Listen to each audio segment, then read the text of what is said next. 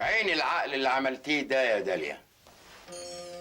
كانت تجربة صعبة عليا قوي يا بابا.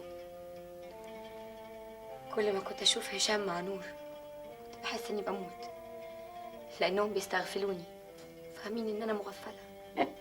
مغفلة؟ بالعكس، ده كان أكبر درس قاسي لهشام. بس يا خسارة، الدرس ده مفيش منه أي فايدة. أنا حاسة إن ممكن هشام يطلقني عشان نور. يطلقك أنت؟ ما أعتقدش يا داليا، ما أعتقدش إنه ممكن يضحي بيك. أنا مش عارفة يا بابا، مش عارفة هشام لقى إيه في نور ما لقاهوش فيا. خلاص خلاص، هشام خرج من قلبي ومن حياتي. ما تسرعيش في حكمك يا بنتي. عايز نستنى إيه تاني يا بابا؟ استنى لما يبعت لي ورقة طلاقي؟ لا طبعا، بس انت ناوي على ايه؟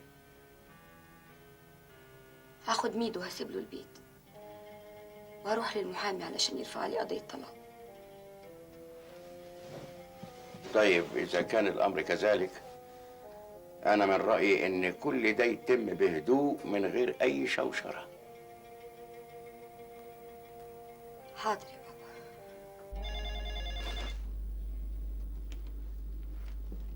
نور، يا نور. ايوه، في حاجه؟ تعالي رد على التليفون. ما خلاص يا حبيبي، ورقتنا خلاص انكشفت، واذا كانت داليا رد عليها وما تخافش، ما هي عارفه ان احنا اتجوزنا. محدش عارف اني موجود هنا عشان يكلمني. مش يمكن تكون داليا بتستعجلك على الطلاق؟ نور، احنا اتفقنا الموضوع ده ما نتكلمش فيه تاني. ازاي بقى يا هشام؟ ده موضوع يخص حياتي، وانا بصراحه بقى ما عنديش استعداد ان انا اتحمل واحده تشاركني فيك. ولو سمحت اتطلقها، انا مش فاهمه ايه اللي يخليك تعيش مع واحده ما تحبكش. ارد ولا ترد انت؟ رد يا نور.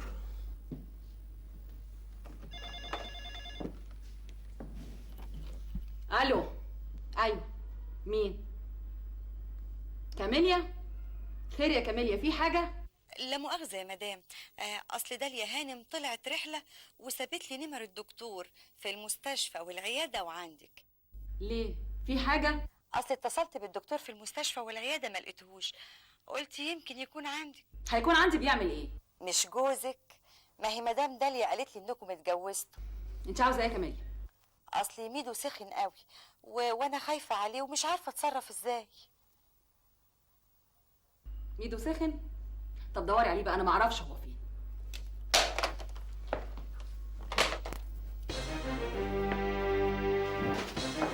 اكيد حاجه عشان تستعطفك وتروح لها.